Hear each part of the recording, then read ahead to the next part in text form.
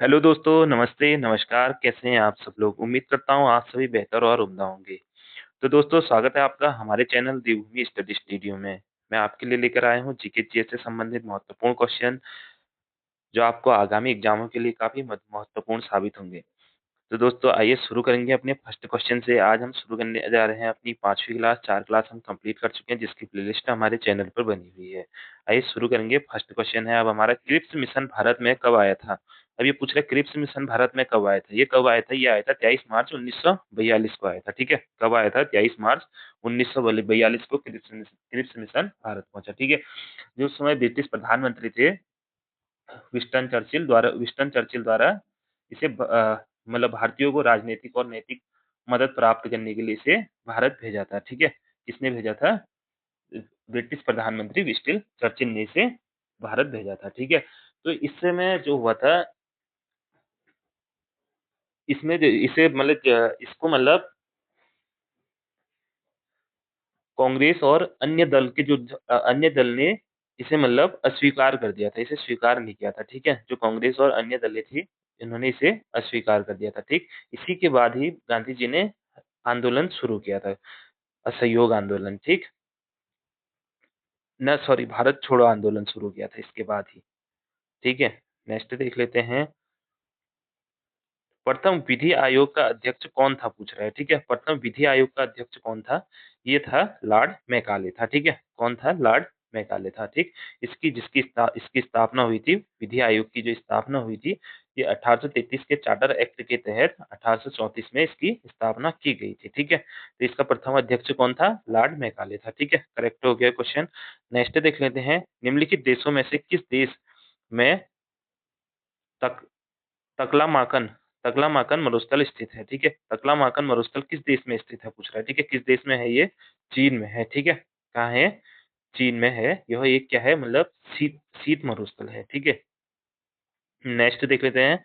भारत में निम्नलिखित राज्यों में से किस राज्य में बोकारो लौह एवं इस्पात संयंत्र स्थित है, पूछ रहा है। ठीक है, अब बोकारो लौह संयंत्र कहाँ स्थित है? लौह इस्पात एवं संयंत्र कहाँ स्थित है बोकारो? ये है भारत के झारखंड राज्य में है। ठीक है, कहाँ है? झारखंड के बोकारो में ही है ये। ठीक, तो और यह जो है यह सार्वजनिक क्षेत्र का इस्पात संयंत्र है। ठीक है, क्या है? सार्वजनिक क्षेत्र का इस्पात संयंत्र है। ठीक, इसे जो सोवियत संघ ने सोवियत इसे जो भारत इसमें जिसे जो बनाया, इसका निर्माण हुआ था, इसे सोवियत संघ के सहयोग से इसे बनाया गया था। ठीक है, किसके सहयोग से बनाया गया था? सोवियत संघ के सहयोग से इसे बनाया गया था। ठीक, बल्कि इसे कहा जाता है प्रथम विदेशी संयंत्र भी इसे कहा जाता है। ठीक है, इसका करेक्ट आंसर जाएगा झारखंड हो जाएगा। ठीक, नेक्स्ट देख लेते हैं। नेक्स्ट है अब हमारा, 2011 की जनगणना के अनुसार भारत में निम्नलिखित राज्यों में से सर्वाधिक जनसंख्या घनत्व पाया गया है। ठीक है, अब 2011 की सर्वाधिक जनसंख्या घनत्व कौन से राज्य में पाया गया है, पूछ रहे। ठीक है, और कौन से राज्य में पाया गया है? ये बिहार राज्य में पाया गया। ठीक है, कितनी थी ये? 1106 था। ठीक, कितना? 1106, 1106 किलोमीटर जनसंख्या घनत्व था। ठीक है, नेक्स्ट देख लेते हैं। भारत में निम्नलिखित राज्यों में किस राज्य में इंदिरा गांधी भव्य तापीय शक्ति परियोजना स्थित है, पूछता है। ठीक है, और किस राज्य में है भव्य तापीय शक्ति परियोजना? ये है हरियाणा राज्य में है। ठीक है, किस राज्य में है? हरियाणा में है। ठीक है, इसका जो उत्पादन है, यह करीबन 1500 मेगावाट इसका उत्पादन है। ठीक है, इसकी उत्पादन क्षमता जो है 1500 मेगावाट है। ठीक है, कितनी है? 1500 मेगावाट। नेक्स्ट देख लेते हैं। नेक्स्ट है हुआंग हो हुआंग हो नदी जो चीन के शोक के साथ से जानी जाती है। चीन के शोक के नाम से जानी जाती होगा यार ये। ठीक, हांग हो नदी जो चीन के शोक के नाम से जानी जाती है, निम्नलिखित में से किसमें गिरती है, पूछ रहा है। ठीक है, यह नदी किसमें गिरती है? यह किसमें गिरती है? यह पीला सागर में गिरती है। ठीक है, किसमें गिरती है? पीला सागर में गिरती है। यह जो है चीन के सबसे उत्तर में बहती है। ठीक, इसे चीन का शोक भी कहा जाता है, हुआंग हो नदी को। चीन का शोक कौन सी नदी को कहा जाता है? हुआंग हो नदी को कहा जाता है। ठीक, एक आसान सा क्वेश्चन है ये। नेक्स्ट देख लें। कंचनजंगा विश्व में तीसरा तीसरा सबसे बड़ा पर्वत डॉट डॉट डॉट के बीच सीमा स्थित है। किन दो देशों के बीच इसकी सीमा है? ठीक है, कंचनजंगा क्या है? विश्व का विश्व का तीसरा सबसे ऊंचा पर्वत है ये। ठीक, जिसकी ऊंचाई इसकी ऊंचाई कितनी है? जिसकी ऊंचाई है करीबन 8,586 मीटर इसकी ऊंचाई है, ठीक है। और यह मतलब किन दो देशों के बीच में है? भारत और नेपाल के बीच में है, ठीक है। भारत और नेपाल के सीमा पर बना है यह। भारत के सिक्किम राज्य में आता है, ठीक है। तो इसका करेक्ट आंसर हो जाएगा भारत और नेपाल में। इसकी ऊंचाई कितनी हो जाए? इसकी ऊंचाई याद करना, 8,556 मीटर इसकी ऊंचाई है, ठीक है। ये नेक्स्ट एक statue of unity dot dot dot के प्रति श्रद्धांजलि है। स्टैच्यू ऑफ यूनिटी के प्रति श्रद्धांजलि है। और जो स्टैच्यू ऑफ यूनिटी के प्रति जो श्रद्धांजलि दी है, जो सरदार वल्लभ भाई पटेल है, सरदार वल्लभ भाई पटेल के 143वें जन्मदिन पर 31 अक्टूबर 2018 को जो हमारे प्रधानमंत्री है, प्रधानमंत्री नरेंद्र मोदी द्वारा स्टैच्यू ऑफ यूनिटी का अनावरण किया गया था, ठीक। तो इसका करेक्ट आंसर है सरदार वल्लभ भाई पटेल। नेक्स्ट देख लेते हैं। नेक्स्ट है, भारत के किस राज्य में गंगा जल प्रोजेक्ट शुरू किया गया है?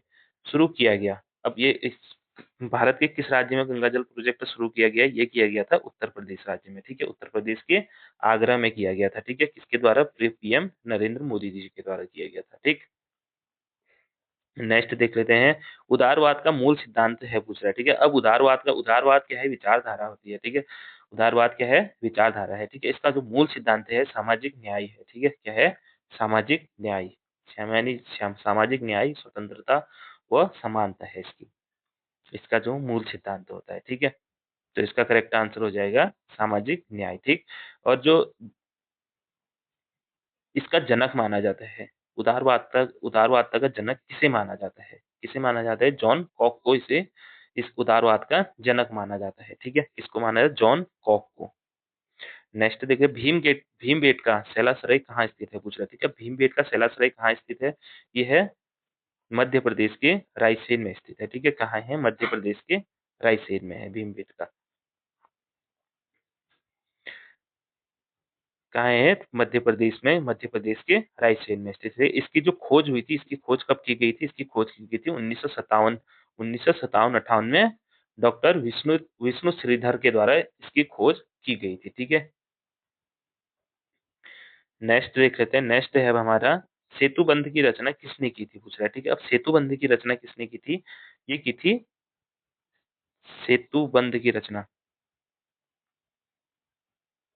ये परवर सेन द्वितीय ने की थी। किसने की थी? परवर सेन द्वितीय ने की थी, ठीक है। ये वाकाटक वंश के शासक थे। किसने की थी? वाकाटक वंश के शासक परवर सेन द्वितीय ने इसकी रचना की थी, ठीक है। जिसमें जो है, इसमें जो वर्णन किया गया है, राम की लंका विजय का वर्णन इसमें किया गया है, ठीक है। नेक्स्ट देख लेते हैं। नेक्स्ट है, भारत छोड़ो आंदोलन के समय भारत में समानांतर सरकार सर्वप्रथम कहाँ बनाई गई? अब भारत छोड़ो आंदोलन के समय जो समानांतर सरकार बनाई गई वो कहाँ बनाई गई थी? ये बलिया में बनाई गई थी, ठीक है। कहाँ पे बनाई गई थी? बलिया में बनाई गई, ठीक।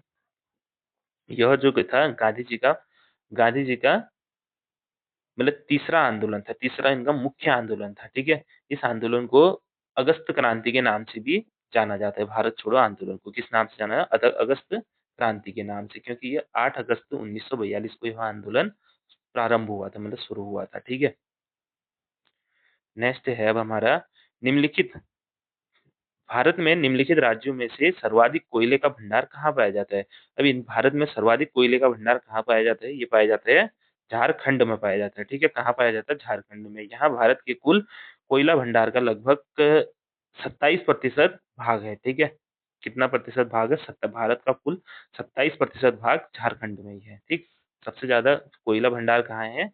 ये झारखंड में है। नेक्स्ट देखते हैं, 2001-11 के मध्य भारत के निम्नलिखित प्रदेशों में किस प्रदेश में न्यूनतम जनसंख्या वृद्धि दर दर्ज की गई है? अब न्यूनतम जनसंख्या वृद्धि दर कहाँ दर्ज की गई है?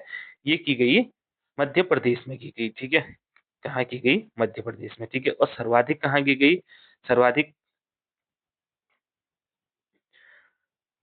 सॉरी, ये मध्य प्रदेश में नहीं, ये की गई थी नागालैंड में की गई है, सच। कहाँ पे? नागालैंड में की गई थी, ठीक। इसका करेक्ट आंसर होगा नागालैंड में। और सर्वाधिक कहाँ है? सर्वाधिक मेघालय में है ये, ठीक है। सर्वाधिक मेघालय में हो गया।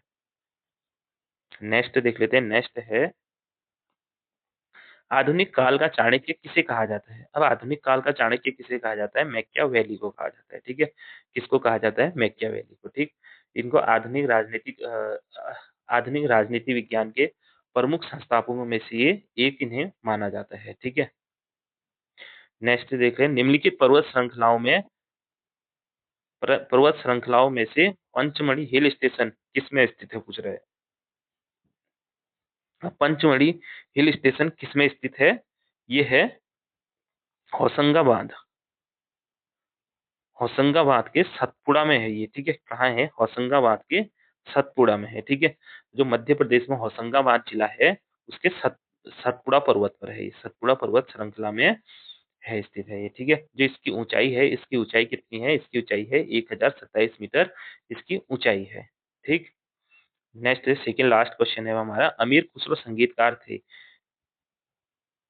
एवं एक, मतलब अमीर खुसरो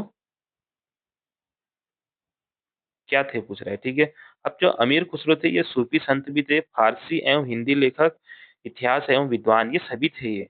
ठीक है, क्या हो जाएगा इसका आंसर? उपयुक्त सभी हो जाएगा।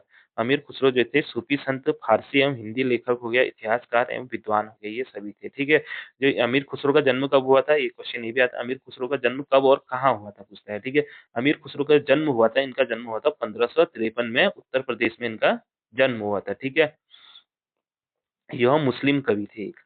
ठीक, नेक्स्ट लास्ट क्वेश्चन है हमारा, हिमालय की निम्नलिखित प्रमुख श्रेणियों में से पीर पंजाल श्रेणी किस मुख्य श्रेणी में स्थित है?